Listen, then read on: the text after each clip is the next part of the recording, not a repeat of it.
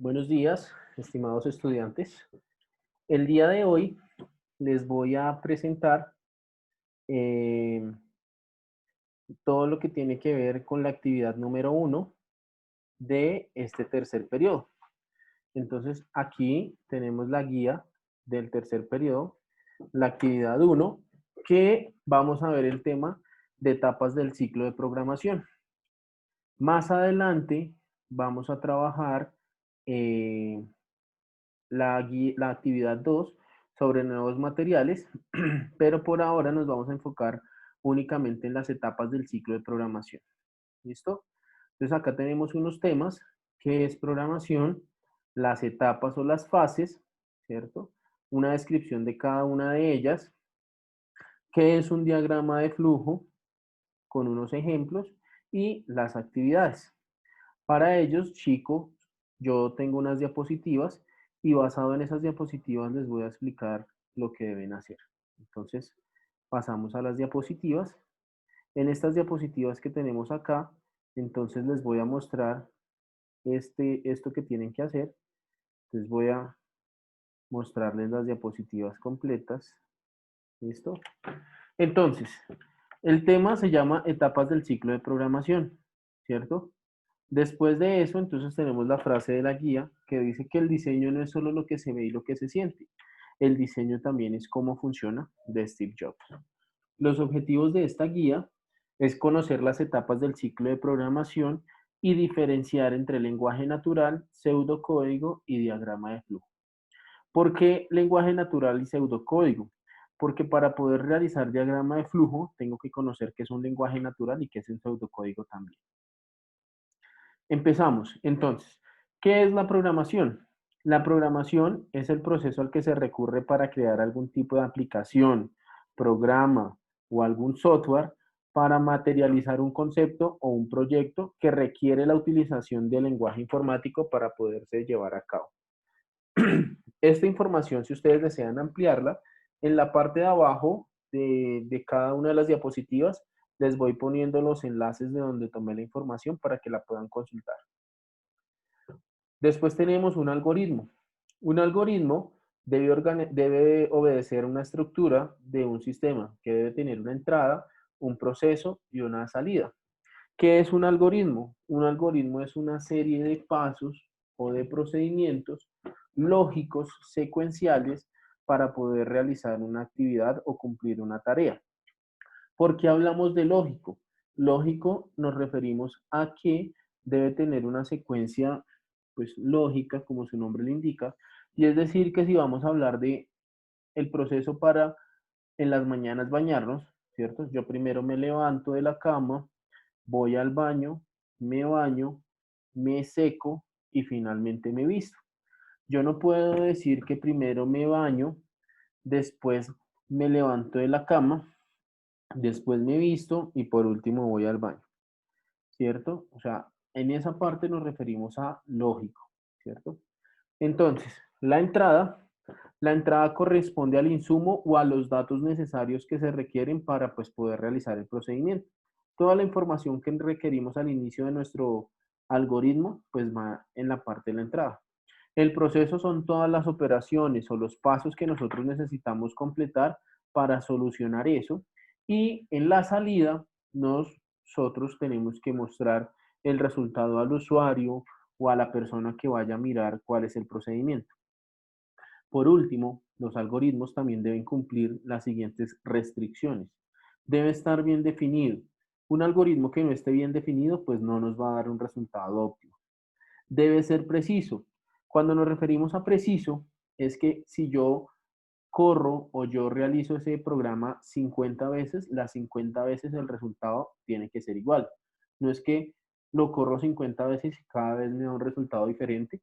No, porque quiere decir que el algoritmo está mal. Y debe ser finito porque todos los algoritmos tienen un inicio y tienen un final. ¿Listo? Las fases del proceso de programación son 11 en general, pero en esta primera parte de la guía nosotros solo vamos a quedar hasta la parte 3, hasta el diseño, pero de igual manera les voy a explicar las 11 partes. La definición del problema es nosotros saber cuál es el problema que vamos a trabajar, tenerlo claro qué es lo que queremos hacer, ¿cierto? ¿Qué problema es el que encontramos? En el análisis del problema, tengo que buscar diferentes soluciones para ese problema. Yo puedo tener 10, 15 soluciones, ¿cierto? Y revisar cada una de ellas, pero mirar cuál es la que mejor me cumple el problema, la que mejor me soluciona el problema. No la más fácil, no la más difícil, sino la que mejor me satisfaga lo que quiero hacer. En el diseño, entonces ya teniendo la idea clara de lo que voy a hacer, empiezo a trabajarla y hago el paso a paso, sea en lenguaje natural, sea en pseudocódigo o sea en diagrama de flujo. La codificación ya es cuando yo hago ese pseudocódigo, ese diagrama de flujo que tengo en una hoja, ya lo paso a un lenguaje de programación, sea C++, sea Java, sea Visual Basic, cualquiera de los que sea, eso es la codificación. La compilación y la ejecución hace referencia a revisar ese programa y verificar que no tenga ningún tipo de error ese programa. La verificación y pruebas ya es con datos específicos, meterlos en el programa y revisar de que siempre me den los mismos resultados. La depuración es si yo veo este paso es innecesario, lo quito y trato de reducir el código a lo que menos pueda cantidad de líneas para que sea mucho más veloz al realizar. Documentación, pues como su nombre lo indica, es tener todo el tema de información desde que empecé con todas las posibles soluciones, el problema y demás, hasta su mantenimiento. La capacitación, ese es un programa que voy a realizar en alguna empresa, pues capacitar al personal que va a utilizar esta herramienta o este software para que lo sepan utilizar. Implementarlo pues en el área específica que se vaya a llevar, una empresa, un hospital, un lugar de cuentas, un colegio, ¿cierto? Donde lo desee implementar. Y mantenimiento, pues si con el tiempo voy viendo que necesito cambiar, quitar o poner nueva información, pues realizar ese mantenimiento. Aquí de igual manera les presento de forma resumida esta, estas fases, ¿cierto? Vuelvo y le digo, en este caso nosotros solo iríamos hasta el diseño del algoritmo. Entonces, el análisis del problema es teniendo en cuenta la información con los requisitos que me da el cliente o la empresa o la persona que necesite eso. El diseño es analizando el problema con las posibles soluciones.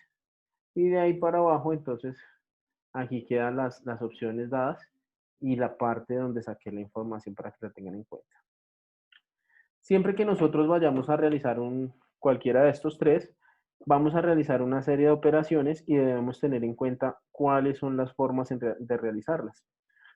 Por ejemplo, si vamos a realizar una multiplicación, utilizamos el símbolo de asterisco para identificar una operación. En la división, si es una división que queremos que tomen todos sus números, pues utilizamos la barra inclinada hacia la derecha. Si necesitamos una división donde solo vamos a tomar el número entero, utilizamos la palabra div, o si nosotros queremos conocer lo que nos sobró en esa división, utilizamos el mod, ¿cierto? Que es el módulo. Para la potenciación, generalmente se utiliza este símbolo de elevado y pues los símbolos de igual, mayor, menor o diferente, ¿cierto? Y si es el caso de menor igual, pues ponemos el menor acompañado del signo igual o el mayor acompañado del signo igual. Es importante tener en cuenta también estas palabras que les presento aquí al final de la página, donde pues son unas palabras que se utilizan bastante al momento de realizar. Una de las más importantes es que siempre debemos tener un inicio, un final, y si nosotros vamos a leer información que está introduciendo el cliente, leemos, o si debemos que la persona escriba, entonces les decimos que utilice la palabra escribir. ¿Listo? El lenguaje natural. Entonces, el lenguaje natural es un proceso lógico, ¿cierto? Como ya les comentaba, que utiliza el lenguaje que nosotros utilizamos, sea el español, el inglés, y pues es una serie de pasos secuenciales que, digamos, su dificultad es que pueden presentarse algunas ambigüedades o puede tener una doble interpretación.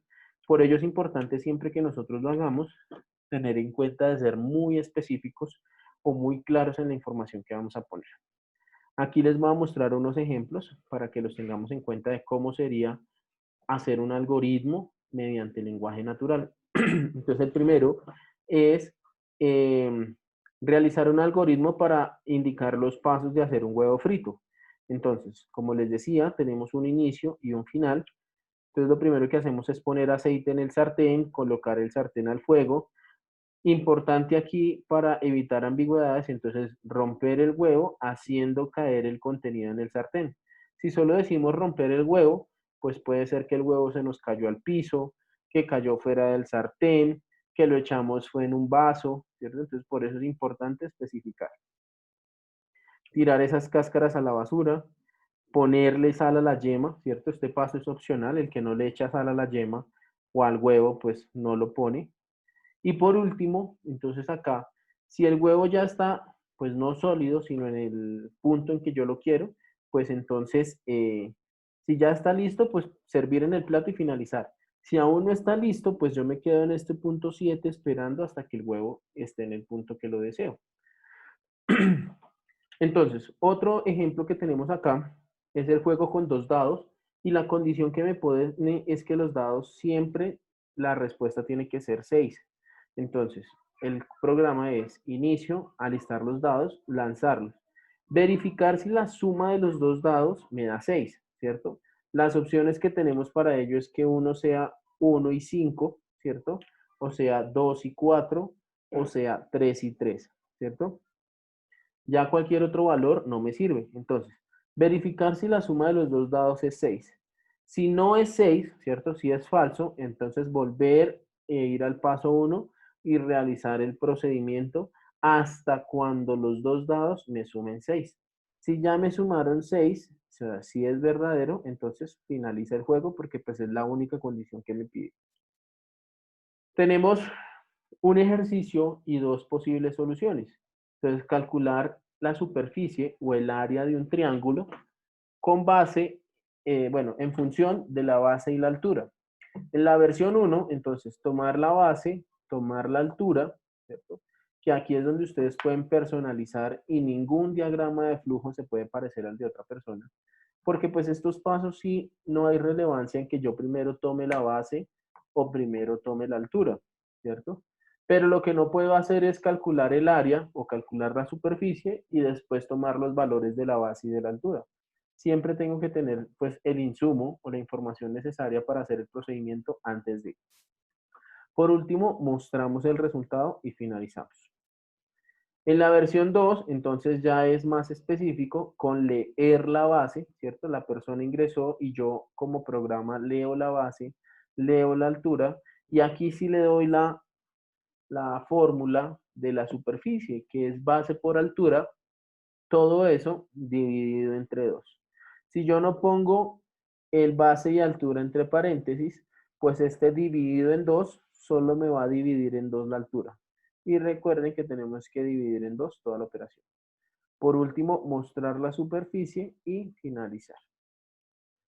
Vamos con la segunda forma de representar un algoritmo, que es con un pseudocódigo, que es una mezcla de lenguaje de programación entre el español o el inglés, dependiendo del idioma, y una forma más, más estructurada.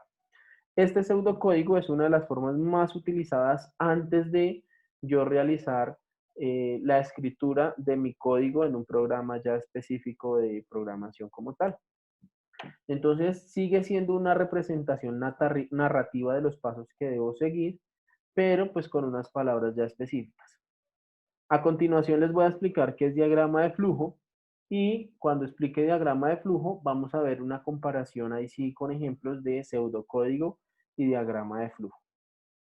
Entonces, un diagrama de flujo es una representación gráfica, ya aquí no es narrativa, sino es a través de unas figuras básicas como una elipse, un cuadrado, un paralelogramo, ¿cierto? Entonces, de igual manera que en el diagrama, que en el lenguaje natural y que en el pseudocódigo, debe ser una forma lógica.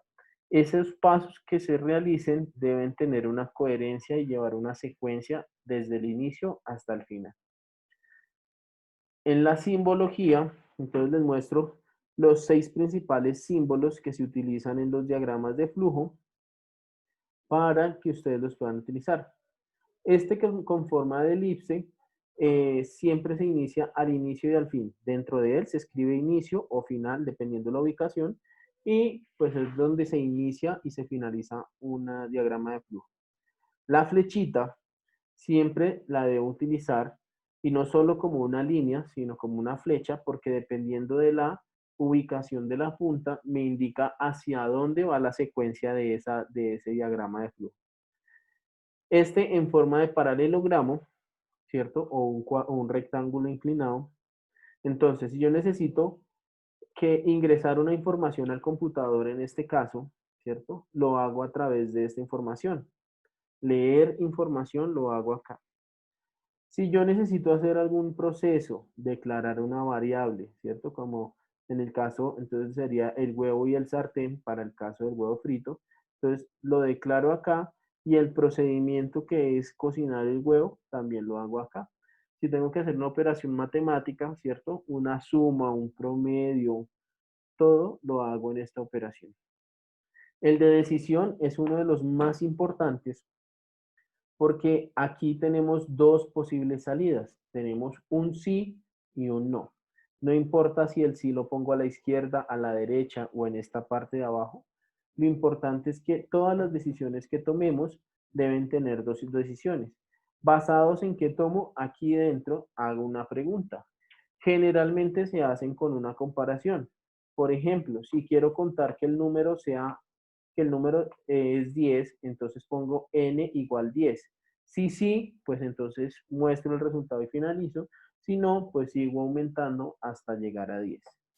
Por último, cuando yo quiero mostrarle en la pantalla a una persona, ese proceso generalmente se llama imprimir en pantalla o mostrar en pantalla y lo hago a través de esta especie de rectángulo con esta línea inclinada en la parte de abajo. Aquí en la parte de abajo, de todos modos, les dejo la información de donde yo tomé para que lo puedan consultar.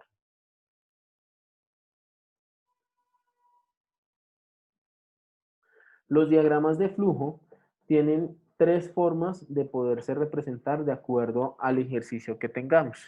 La primera es de forma secuencial, donde yo inicio y de forma vertical siempre voy hasta abajo haciendo los diferentes procedimientos hasta llegar al fin.